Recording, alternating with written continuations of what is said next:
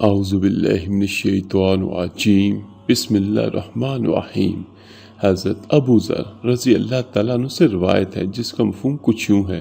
رسول اللہ صلی اللہ علیہ وآلہ وسلم نے فرمایا، میرے بعد میری امت میں کچھ ایسے لوگ ہوں گے جو قرآن پڑھیں گے، وہ ان کے گلوں سے آگے نہیں بڑھے گا، وہ دین سے اس طرح نکل جائیں گے جس طرح تیر نشانہ بننے والے جانور میں سے گزر جاتا ہے، پھر وہ دین میں واپس نہیں آئیں گے، وہ تمام مخلوقات میں سے بدترین افراد ہوں گے۔ حضرت ابو ذر رضی اللہ تعالیٰ عنہ کے شاگرد عبداللہ بن صامت رحمۃ اللہ نے فرمایا،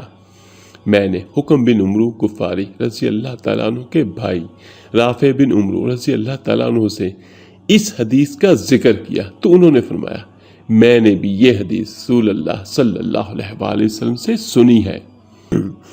حضرت عبداللہ بن عباس رضی اللہ تعالیٰ عنہ سے روایت ہے، رسول اللہ صلی اللہ علیہ وآلہ وسلم نے فرمایا،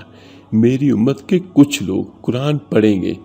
اس کے باوجود وہ اسلام سے اس طرح نکل جائیں گے جس طرح نشانہ بننے والے جانور میں سے تیر آر پار ہو جاتا ہے۔ حضرت جابر بن عبداللہ رضی اللہ تعالیٰ عنہما سے روایت ہے، انہوں نے فرمایا، رسول اللہ صلی اللہ علیہ وآلہ وسلم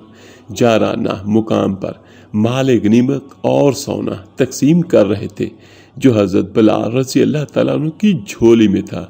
ایک آدمی نے کہا، اے محمد صلی اللہ علیہ وآلہ وسلم، انصاف کیجئے۔ آپ نے انصاف نہیں کیا۔ آپ صلی اللہ علیہ وآلہ وسلم نے فرمایا، افسوس ہے تجھ پر، اگر میں انصاف نہیں کروں گا تو پھر میرے بعد اور کون انصاف کرے گا؟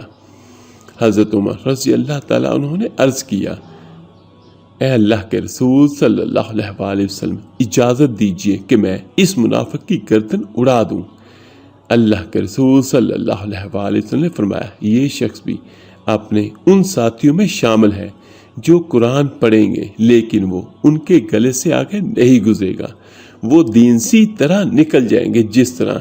تیر نشانہ بننے والے جانوروں میں سے پار ہو جاتا ہے۔ آخر میں دعا ہے اللہ پاک ہم سب کو صحیح معنوں میں دین اسلام پر چلنے والا بنا دے اور ہمیں آخرت کے دن اللہ پاک اپنی رحمت سے، اپنے کرم سے جنت الفردوس میں جگہ عطا فرمائے، اور اللہ پاک ہمارا دین اور ہمارا ایمان سلامت رکھے، آمین ثم آمین۔ اللہ حافظ۔